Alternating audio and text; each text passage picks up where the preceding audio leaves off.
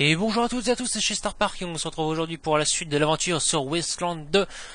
Alors la fois dernière c'était... Enfin la dernière fois on avait recruté Angela Moore qui voulait se venger de la mort de son ami plan cul, je ne sais pas trop, Ace, le héros du 1, enfin de Wasteland 1. Hein. Et donc dans cette vidéo là on va voilà, participer à la vengeance d'Angela Moore. Et surtout, faire la mission que le général Vargas nous a demandé, c'est-à-dire, on va tout prendre, voilà, c'est-à-dire trouver les répéteurs qu'Ace a fondamentalement perdu avec sa vie, hein, espèce de blubit, pardon. Et également savoir pourquoi il est mort, la faute de qui, et casser la bouche au coupable. Blablabla, faire des affaires, vendre toute la camelote ainsi que les munitions là parce que j'ai pas d'armes tout simplement qui correspond. Ah si, je suis con, j'ai ça. J'ai rien dit, je retire ce que j'ai dit. J'ai dit je retire. Espèce de... Ok. Non, t'es complètement con, Gertrude. Gertrude. Youhou. Pété. Vas-y, c'est mort. Tu me saoules. J'ai dit affaire. Alors, la camelote. Pardon. Oui, voilà. Et c'est mieux. C'est beaucoup mieux. Vas-y, au revoir. Tu me saoules, ça y est. Caporal Solveig, tu me saoules. Je ne sais plus ce que je voulais faire. Oui, ça. Alors, pourquoi collier, cloutou. Ah d'accord, c'est un truc. Moins un point pour le lèche-cul et plus un pour le charisme. Ouais, enfin, je vois pas trop en quoi un collier clouté donne du charisme. À part du ridicule, je ne vois pas trop ce que ça donne.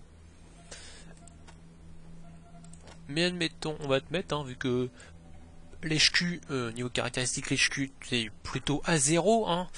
Donc on va te mettre ça, plus en charisme, peut toujours être utile. Je ne sais même pas dans quoi ça se met, bibelot, ouais voilà. Bibelot. Voilà, tu vas quand même pas faire croire que t'as du charisme avec cette merde autour du cou. Enfin bref, je m'égare. Ouais, donc on va aller voir la map monde ensemble, enfin la map quoi. Ce fameux Arizona. Alors, ok, Citadel et Rangers, patati patata, oui, ok. Oui, reçu. Voilà. Donc voilà, c'est le mec qui parle là, c'est juste le général Vargas pour nous dire que voilà, que ça va être lui notre opérateur radio. Et puis voilà. Donc vous avez ici un halo de lumière, enfin un halo, oui, une zone de lumière, hein, c'est forcément la zone de vue. En bas à droite, vous avez votre niveau de flotte, faire très attention à ça. Alors ça c'est nouveau, continuer rapide, ouais je suppose que ça c'est pour courir et consommer plus de flotte évidemment. Ici vous avez le compteur GG, hein, parce qu'évidemment qui dit post-apocalyptique dit radioactivité. Hein. Le futur des années 80 avec les grands gratte-ciel de 4 km de haut et puis les voitures volantes c'est terminé.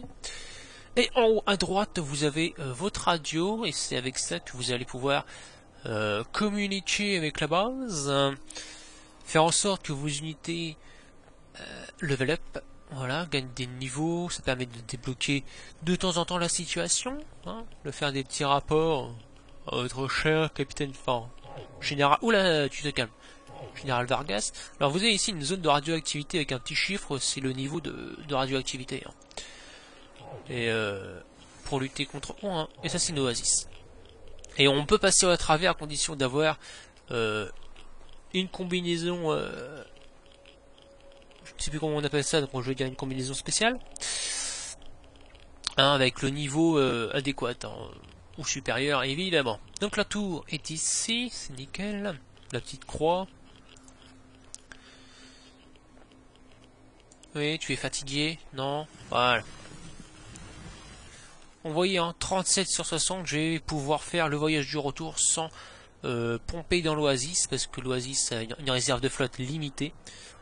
Donc c'est bien de pomper, mais il faut faire gaffe quand même à pas trop pomper.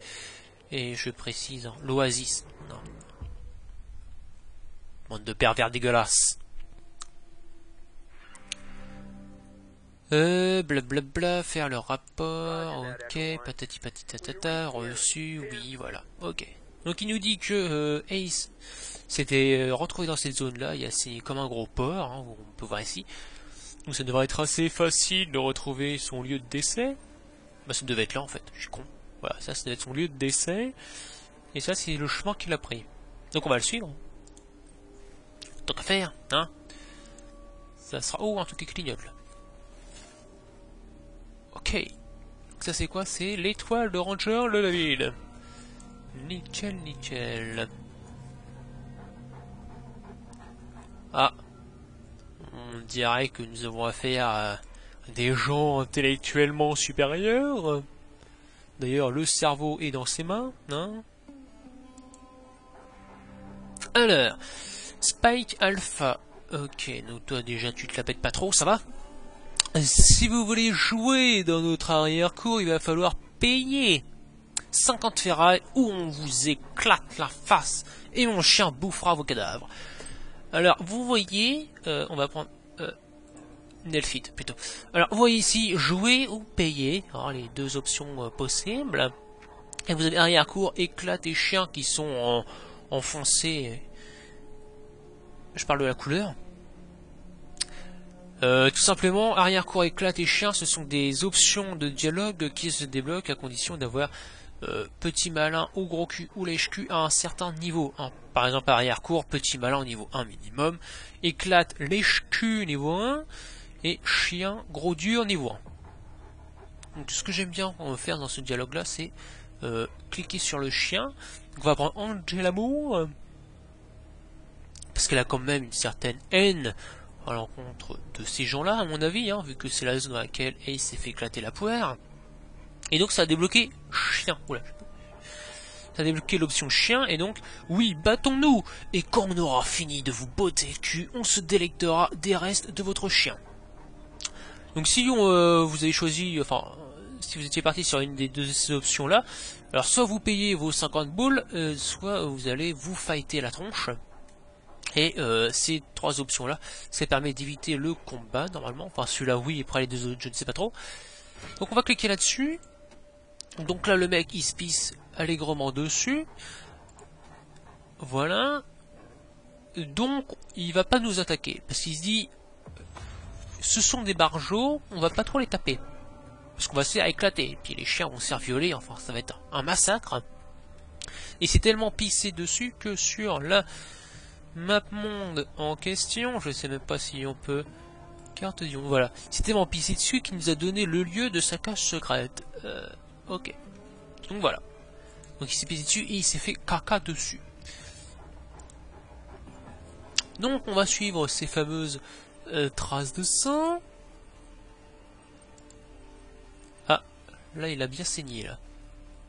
Au moins il ne s'est pas laissé faire, il est mort en combattant. Putain, Ace. Eh oh, s'il te plaît, il n'y a pas de péripatéticienne ici. Alors il s'est fighté ici avec je ne sais pas quoi. Et c'est marrant, donc ils sont fightés. Lui il est parti par là, pissant de sang, et le truc est parti par là en pissant je ne sais pas quoi. C'est magnifique. Ah, qu'est-ce que c'est que cette merde? Jambe de métal, ok, donc il s'est fighté avec un pirate de l'espace. Les traces vont par là. Ok, c'est cool. Ensuite, là. Ok. Et là-dedans, qu'est-ce que c'est? C'est une sorte de grotte? Quelque chose, je ne sais pas. Donc c'est une grotte. Ok, c'est une grotte avec... Qu'est-ce que c'est que ça? Une pièce de soins. C'est magnifique. Alors on va cliquer sur Nelfit et tu vas nous prendre tout. Donc le kit de soins, le kit de suture et les trous de secours. Mon dieu, qu'est-ce que c'est que cette merde? Un crapaud. Ok. Un crapaud. Un crapaud. Alors ça c'est super chiant le système de...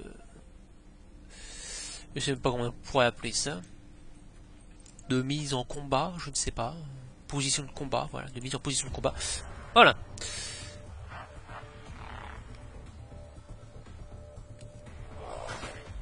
Balle, trinque, tu fais mal. Alors, quand je vous explique un petit peu le système de combat, vous avez une première zone. J'avais cliqué comme un con là. Une première zone bleue, c'est-à-dire que vous pouvez vous déplacer dans cette zone-là et ensuite tirer sur ça, en l'occurrence. Ou alors vous pouvez sprinter jusque dans la zone jaune, mais dans ce cas-là, vous ne pourrez pas tirer. Hein. C'est un peu le même principe que XCOM et grosso modo tous les jeux tactiques. Qu'est-ce que c'est cette merde? Sous pression, les ennemis proches gênent la visée, moins 20% de chance de toucher. Ok. Donc ensuite, vous avez ici votre arme, le M1, avec le nombre de PA que ça va consommer lorsque vous allez tirer. Ici, le 10, c'est le nombre de points d'action. Ici, ce sont les dégâts, le nombre de munitions dans votre chargeur, la pénétration d'armes et le pourcentage de chance de coup critique. En haut, vous avez alors l'option Headshot. Ouais, 200% de dégâts en plus, moins 40% de chance de toucher. Évidemment, il faut une contrepartie, sinon ce serait trop facile. Plus 2 PA d'attaque. Donc si vous cliquez là-dessus, pour info, alors si vous cliquez là-dessus, ça va consommer 6 PA au lieu de 4, et au lieu de 61%, vous voyez au-dessus du crapaud 61%, ça tombera à 21%. Mais si vous touchez, vous avez plus de 100% de chance de faire un coup critique, enfin de faire des dégâts. Donc là, vous voyez, hein, en bleu, 15, 17, donc là vous serez passé il y a 30, 45, je ne sais pas combien. Bref. Ensuite, vous avez ici une petite jauge fort utile, cette petite jauge. La zone rouge. Donc ça, c'est la distance de tir de votre arme. Donc en rouge, ça veut dire que l'ennemi est trop près pour pouvoir faire un tir optimal. Donc vous allez avoir un malus de précision de tir, en l'occurrence moins 25%, vous voyez dans l'encadré qui est apparu. En vert, c'est la zone optimale de tir, donc là aucun bonus, aucun malus de tir. Et ensuite le rouge, bah, c'est encore du malus. Et vous avez aussi l'option, enfin vous pouvez avoir aussi du vert clair. Donc là c'est ça donne un bonus de tir. Et je sais pas si vous voyez ici, là juste là vous avez un petit point rouge, ça veut dire que votre ennemi, enfin que vous voyez un ennemi, enfin qu'il y a un ennemi dans la portée, je vais y arriver, un ennemi dans la portée. Et là en l'occurrence il est dans la zone rouge, donc vous allez vous péter un malus de moins 25% de précision de tir. Donc on va légèrement reculer de 2 PA, voilà, et là il est passé dans la zone verte. Et donc voilà, de 61% il est passé à 86%. Et donc on va lui tirer dessus, voilà, gentiment, voilà, et donc voilà, vous avez ici votre fameuse zone verte, et vous voyez dans l'encadré, plus 10% de précision de tir. Donc 69%, ok. Et bah heureusement, non. Donc j'ai tiré une fois, j'ai encore 3 PA, donc je peux encore tirer, vu que l'arme consomme 3 PA. Donc on va retirer. Voilà, c'est un petit poil mieux. Endshrinker, vas-y, défonce-moi sa caillasse. Qu'est-ce qui s'est passé? Touche un crapaud pour 14 points de dégâts. Ok, c'était pas apparu, donc ok, c'est pas très grave. 24 PV lui reste. Alors, ouais, alors, vous voyez ici, hein, les ennemis gênent, blablabla, donc moins 20%. Ça correspond. Ah oui.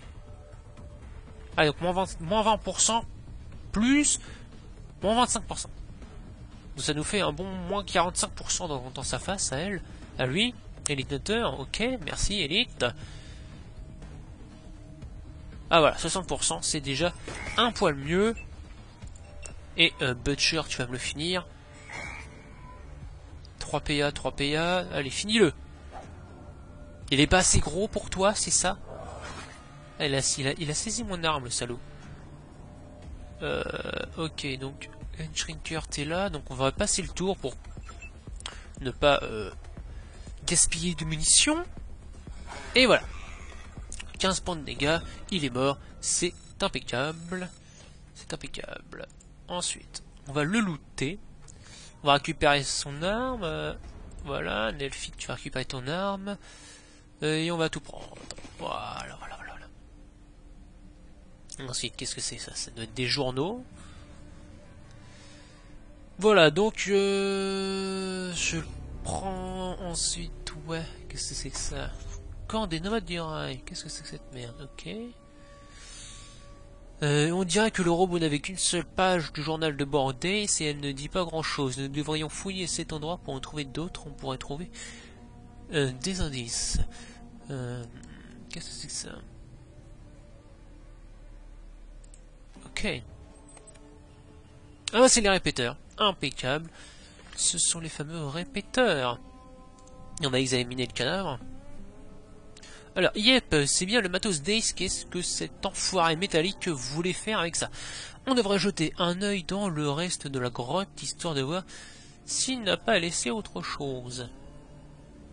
Alors, un homme mécanique est étalé contre un rocher recouvert d'huile. Sa jambe gauche est sectionnée à la hanche et coïncide parfaitement avec le pied et le mollet trouvés plus tôt.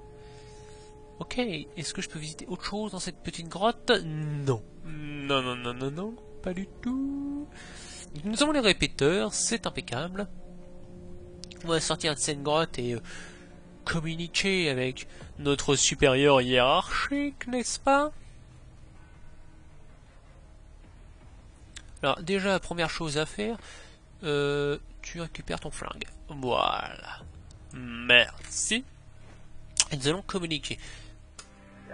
Alors oui, nous avons du nouveau, nous avons récupéré les répéteurs et le journal de bord et un homme en métal. Un quoi? Un robot, mec, HS et tout. Mais merde, c'est pas possible. On n'a pas vu de synthétique dans ce camp depuis près de 15 ans. C'est n'importe quoi, on les avait tous pétés la dernière fois. C'est quoi un synthétique? Voilà, on va faire le gros intellectuel. C'est quoi synthétique? C'est un mot cool pour dire que le maire capitaine utilise pour dire les robots pensants. Parce qu'il y a deux types de robots, les robots qui ne pensent pas et les robots qui pensent. Un petit peu comme iRobot, le film. Hein. Parfait, ok. Ah voilà, alors, Agrocentre ou Highpool? Ok, donc c'est les deux villes dont je parlais dans la première vidéo, qui vont se faire attaquer tout le tintouin et tout le truc. Voilà. Bien sûr, Echo One, commandement Rangers, terminé, patati tatata. Donc, vu le temps, ça sera très certainement dans la prochaine vidéo que ça va se passer. Et donc, je rappelle... alors, on va visiter la zone pour récupérer toutes les caisses, ce serait cool. Donc, je rappelle, petit rappel de la première vidéo, vous pouvez voter pour la ville que je vais devoir sauver entre Highpool, un lance-roquette, un broyeur, ok, non mais pas de problème quoi. Pas de problème, je prends. Donc je lisais, votez soit pour l'agro-centre, soit pour Highpool, parce que en chemin, lorsqu'on va devoir y aller, parce qu'à la base on doit y aller pour installer les répéteurs, et en cours de chemin, on va se rendre compte que les deux villes vont se faire attaquer en même temps. Et on va devoir choisir entre sauver soit l'agro-centre, soit Highpool.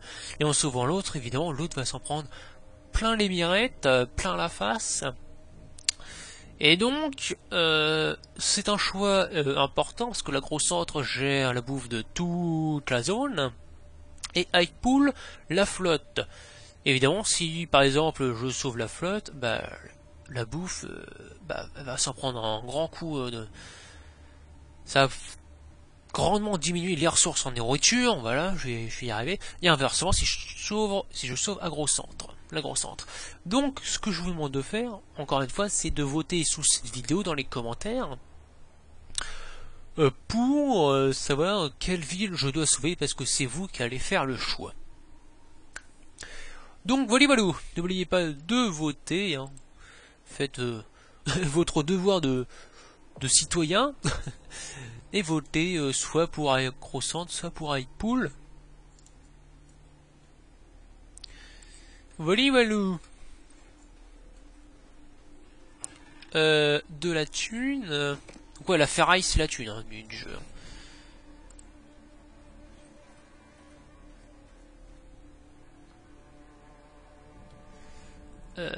Ok, alors ça c'est un grippin. Alors le grippin c'est un clin d'œil à Wasteland 1. Un petit clin d'œil comique on va dire. Donc en soi, voilà, ça pouvez le réparer, c'est des petits bonus, mais c'est pas transcendant non plus. Contrairement aux statues, où là le bonus est quand même vachement utile, parce que vous obtenez un point de compétence, ou une compétence carrément, ou un truc dans ce goût-là. Donc dès que vous voyez une statue, n'hésitez pas une seule seconde à aller cliquer dessus. Hein. Allez la vénérer, tout ça, parce que c'est fort utile. On va repasser par là, parce que normalement, techniquement, il y a des caisses, ici, notamment, voilà. Donc oui, pour info, j'avais commencé à faire le jeu. De mon côté, hein, quand il était sorti, en haut de Forbes. Ok. Et comment? Oui, le jeu avait pas mal de soucis, hein, parce que ouais, c'est... Bon, le fait que ce soit un jeu indépendant n'excuse pas tout, mais quand même. Et donc il y avait pas mal de problèmes, et notamment sur une quête secondaire, un bug que j'ai eu, c'est vous avez une situation à résoudre, et vous devez parler à différentes personnes, j'ai évité de trop spoiler, vous devez parler à différentes personnes, sauf qu'au bout d'un moment, quand vous faites l'échange, quoi, tout simplement, quand vous discutez avec eux, au bout d'un moment, vous n'avez plus la possibilité de leur parler, alors que normalement vous devez continuer à leur parler. Et ce qui fait que la quête secondaire, elle ne pouvait pas se résoudre, c'est quand même relativement problématique, n'est-ce pas? Ouais, on va s'arrêter là. On va continuer à fouiller la zone. Donc ouais, ça a posé quelques problèmes, et du coup, je me suis arrêté là. Parce qu'en plus, dans les mises à jour, ils avaient résolu le problème, et ils disaient que ceux qui avaient lancé déjà les parties avant la mise à jour, les bugs persisteront, donc il fallait relancer une partie pour ne plus avoir ces bugs. Et je me suis dit, tant qu'à faire, quitte à recommencer, autant que ce soit avec vous.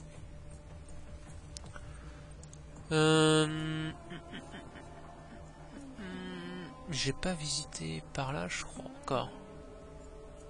Ah si, je suis con, c'était la statue. Donc voilà, donc nous sommes à 22 minutes de vidéo. Très certainement, je vais me rapprocher par là. Très certainement que dans la troisième vidéo, on va aller faire notre choix. Hein, donc sauver l'une des deux villes.